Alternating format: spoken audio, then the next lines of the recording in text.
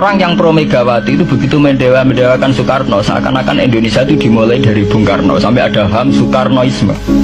Bahwa Indonesia itu seakan-akan dimulai dari Soekarno. Memang deklarator kemerdekaan Indonesia itu Soekarno. Tapi umat Islam atau partai-partai Islam itu tidak kecil hati.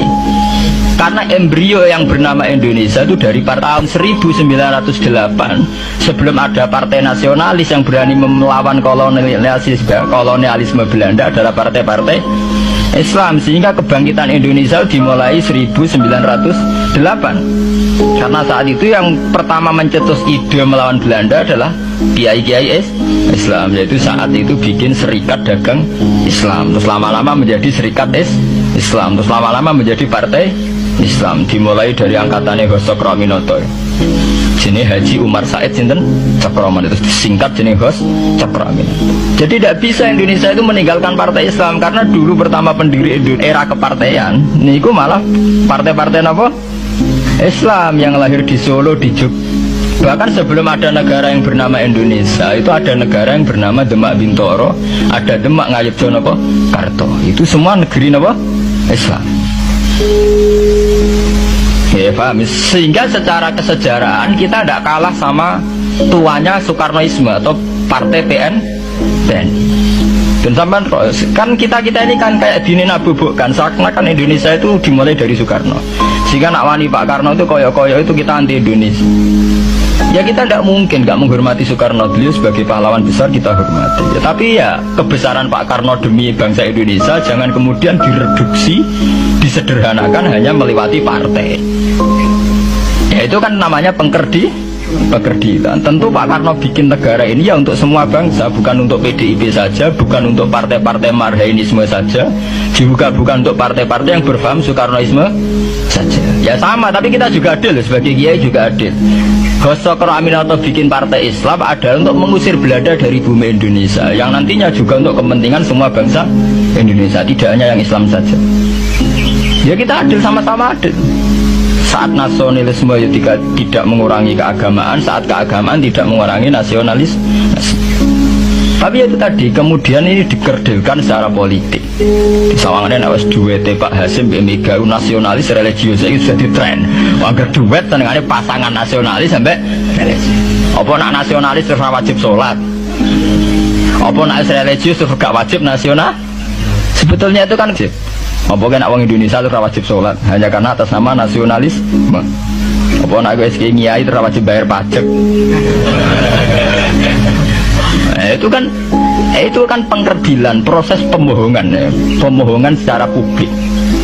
Itu dibodokno, sedurunge bodoh itu kan. Itu kan repot. Namanya sedurunge bodoh dibodokno gini apa? Nurut.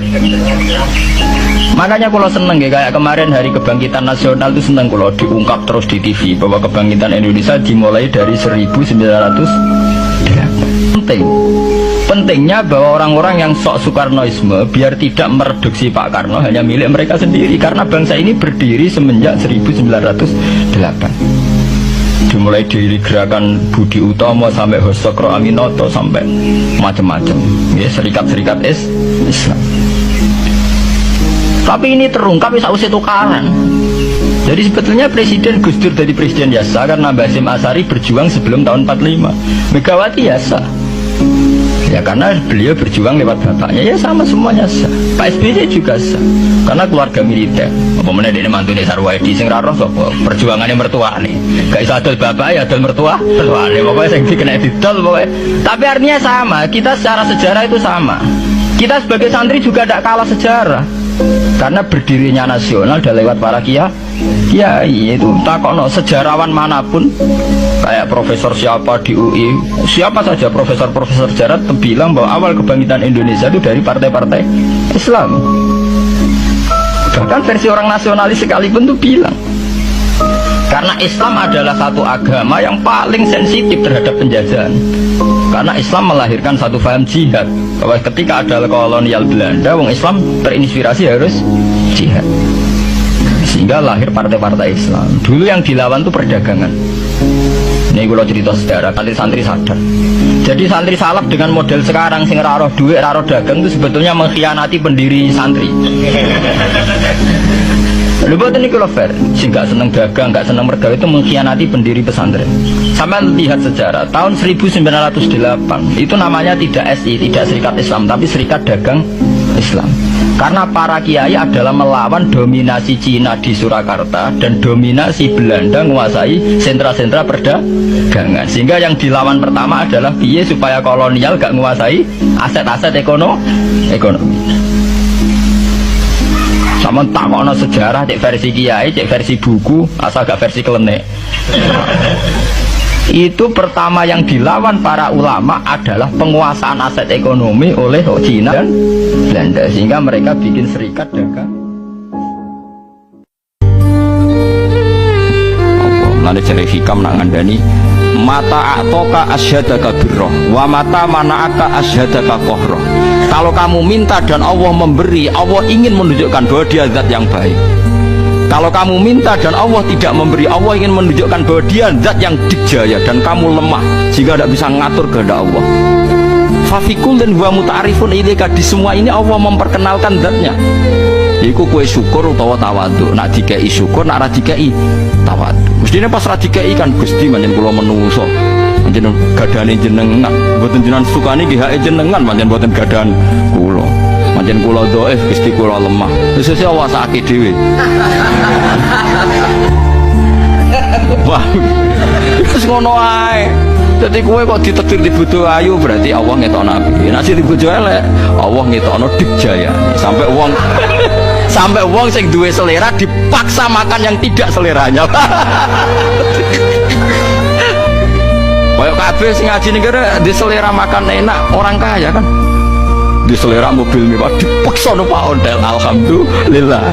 Mergo roh dijayane Allah Subhanahu wa ta'ala. Jadi mata atoka asyadaka birroh wa mata mana'aka asyadaka qoh.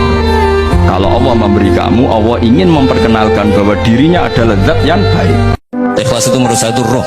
Orang tidak ikhlas menurut saya itu orang aneh. Ikhlas itu gampang, sudah saya bilang. Kalau kamu yakin ilmu itu milik Allah, ngasihkan juga ikhlas itu milik Allah. Apa sih yang kamu punyai sehingga kamu tidak ikhlas? Uang milik Allah, energi kita milik Allah, bumi milik Allah. Kemudian kamu merasa memiliki. Merasa memiliki itu kalau dalam ilmu tasawuf sudah kesalahan kan. Bagaimana Anda punya? Coba tahu-tahu tanah itu kok milik Anda. Karena saya beli, saya beli dari orang, dari Zaid. Padahal yang asli punya itu Allah. Apa benar kamu pernah beli sama Allah? Hubungan mbek wong tua iku piye? Sing penting aja muni jancuk. Ya aja nyentak. Terus kowe wong tuamu lara ra duwe dhuwit, ra mbok kei dhuwit. Wong tuamu ra blojo ra mbok kei dhuwit, alasane sementing kula mboten nate nyentak. Goblok kowe. Maksude iku fala taqullahu ma'ufin, aja geman nyentak. Mergo nyentak iku nglarakno wong tuwa. Luwe nglarakno nek butuh dhuwit ra mbok kei. Wong nafsiri ngono kok ra iso, paham e? Mulane wong kok terikat tek ya bentone ra karuan, paham?